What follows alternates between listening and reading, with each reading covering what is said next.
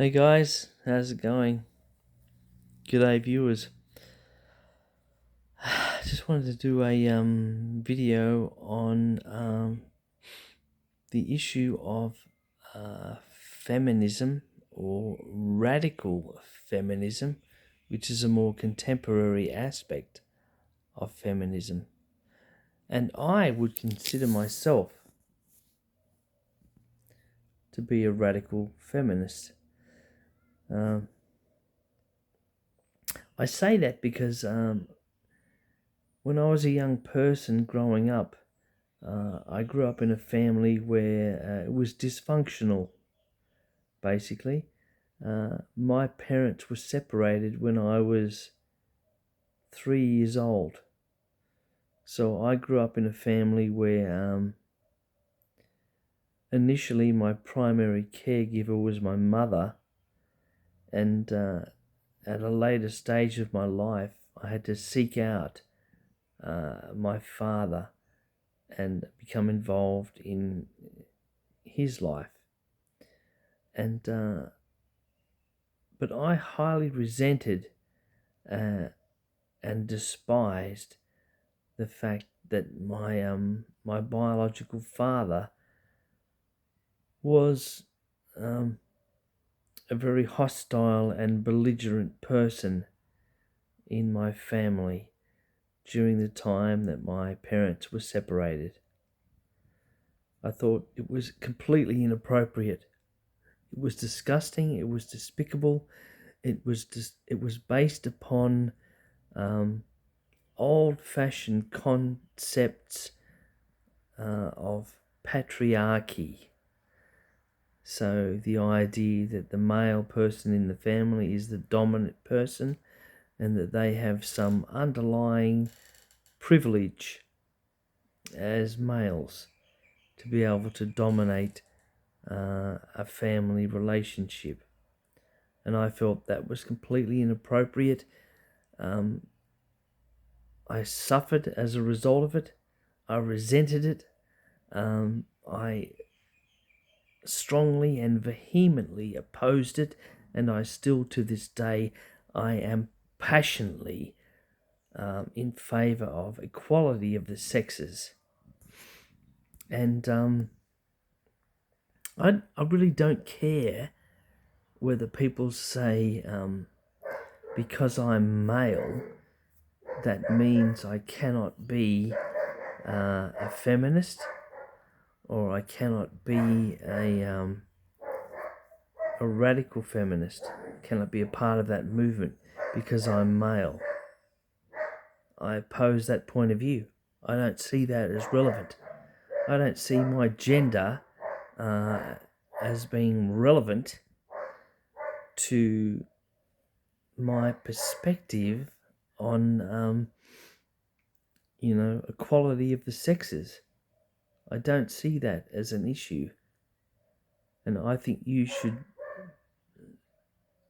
understand that perspective, that regardless of my gender, I can still have a pro women perspective. And I do, because I love my mother strongly, and I support her, and I support her equality at every level. And I support women like her, and that they should enjoy equality within the workplace, within the socio-economic society that we live in. I'm a Christian, and I understand the concepts of Christianity, and I understand that Christianity defines certain roles within a family. But my understanding of Christianity and the roles that are defined within a family are limited, really, to the familiar context.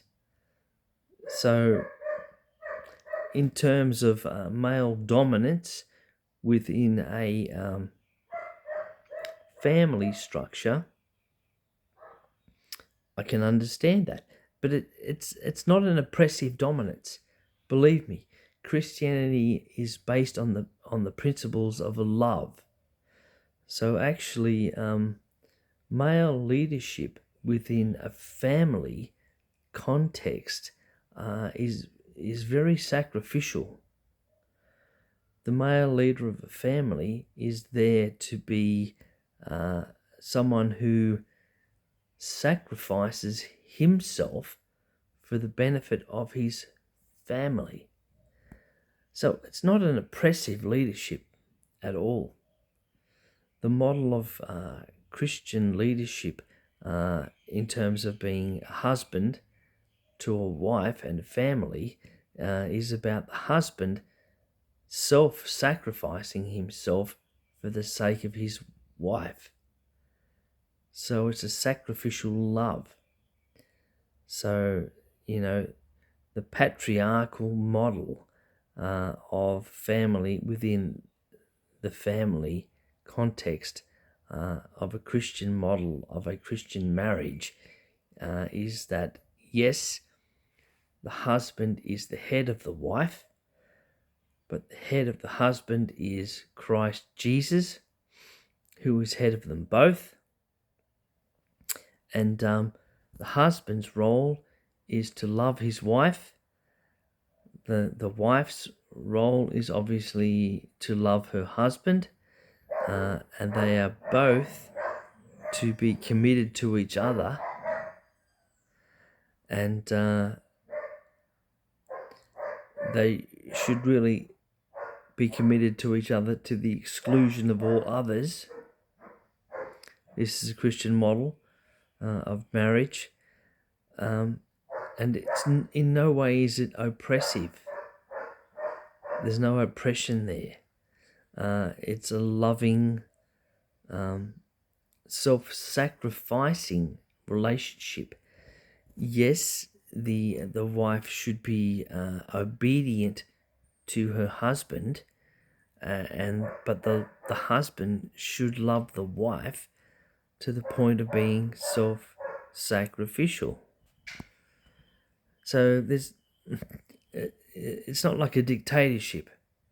The Christian husband really has the toughest role within the context of the marriage of being the leader. In other words, he's solely responsible for the success of the marriage, for the success of the family. So whether the welfare of the family is taken care of or not, that sole responsibility is dumped on the weight, is borne by the husband in the relationship. So it's more like the dumping of a heavy weight. A responsibility is borne by the husband and not by the wife. So she doesn't bear the responsibility, of all the burdens of the success of the family, whether they prosper or not, whether they can eat or not, whether they have a house, a roof over their heads, and things like that, that they are not things that the wife has to worry about, because that is the responsibility of the husband. So that is a huge responsibility and a huge weight that the male person has to bear. And that's the Christian context of marriage. That is the, call it patriarchal if you like, male dominating, but it's not really male dominating.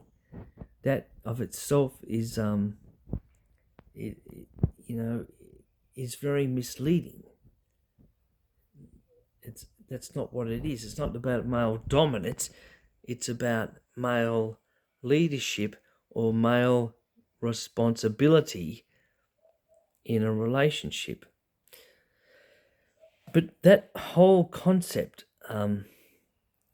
of how men and women should relate in a marriage relationship does not instantly apply to society in general. So the Bible is not giving us a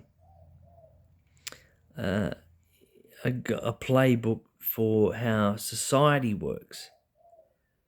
It's giving us a playbook for how marriage relationships work. I mean, certainly there are other huge, you know, concepts of morality, Christian morality, that are guidelines for the Christian in the Bible. But in terms of male and female relationships in a social context outside of marriage, I don't know. There's not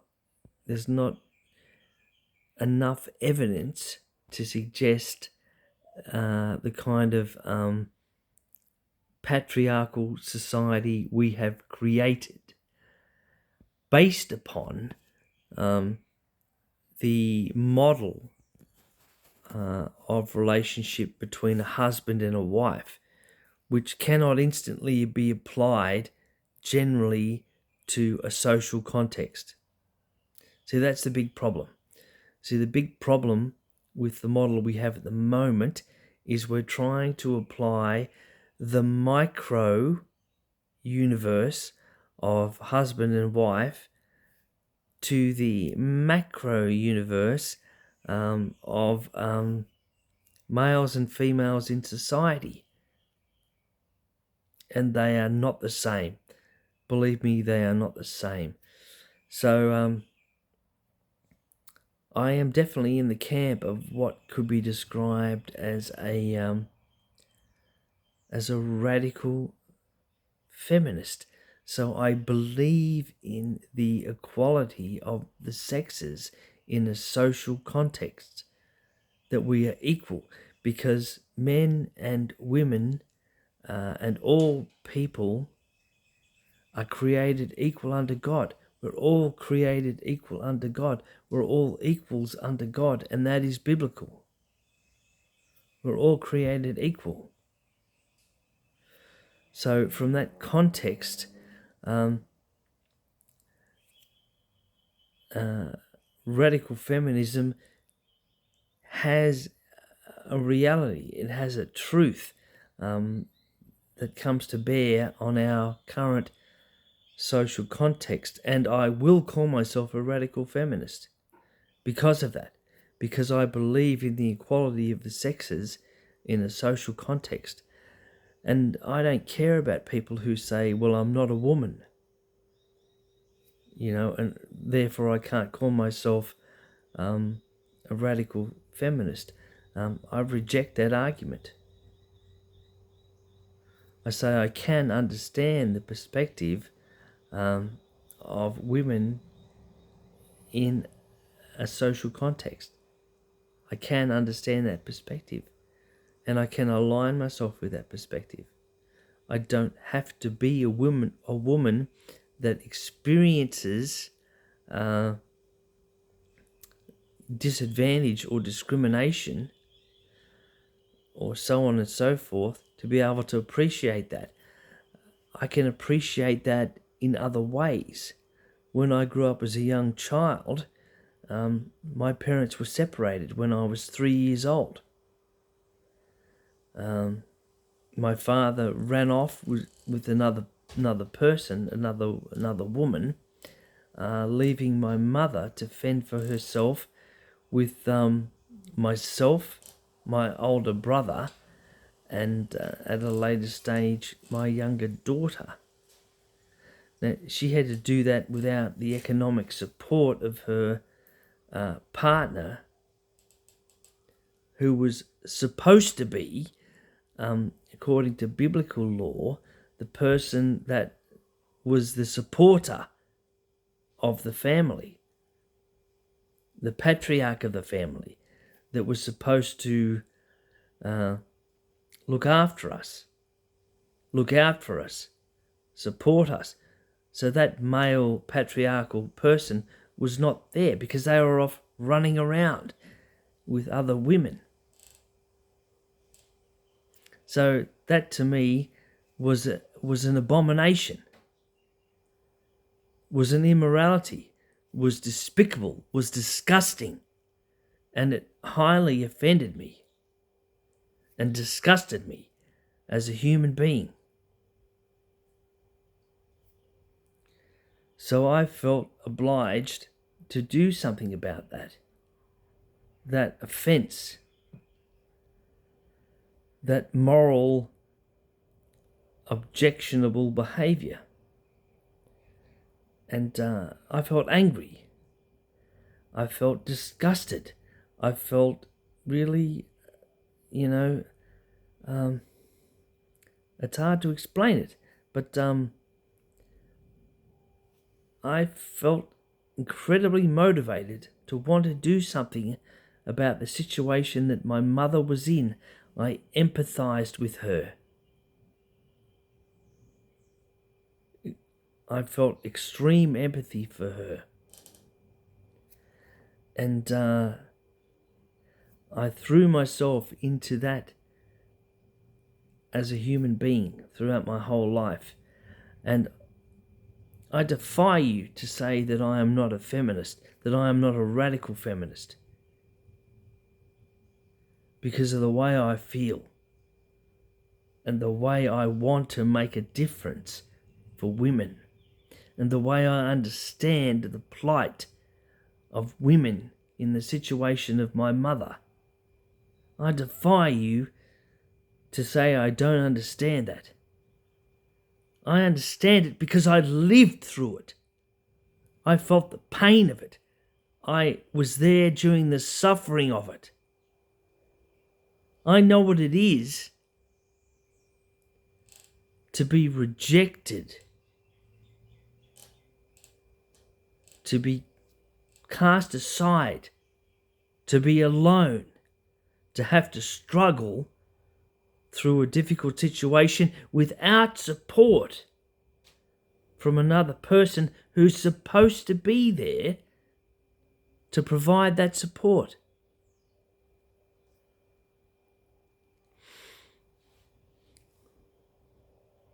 So I've used that negativity in a positive way to affect change. And I believe that we can affect positive change. We can bring about equality of the sexes. We can give people the opportunity, to rise above their circumstances, to not be oppressed by a system, that says that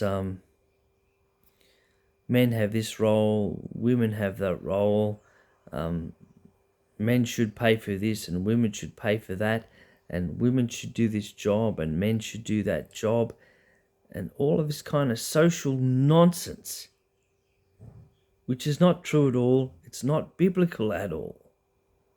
It's not biblical. It's not true. It's really hard to put it into words. It's incredibly frustrating. But you know it in yourselves, you know it in your heart that what I'm saying is the truth. We are equal.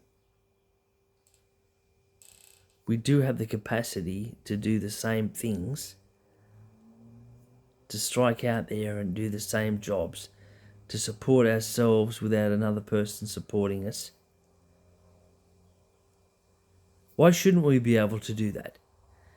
When someone else doesn't offer that support, that's supposed to, when they are morally obligated to do it, but they neglect that responsibility, then why shouldn't we be able to have the opportunity to support ourselves, to become independent of that asshole,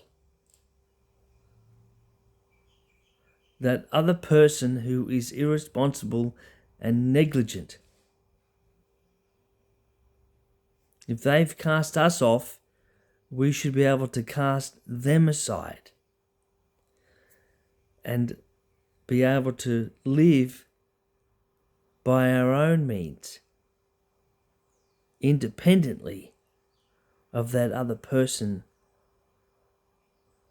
If they cast us off, then give us the right to be independent. That's all women are asking for. They're saying if you're going to be such an asshole that you cast off your responsibility to your wife and your family, then give them the right to support themselves and thereby cast you off as a self-declared asshole.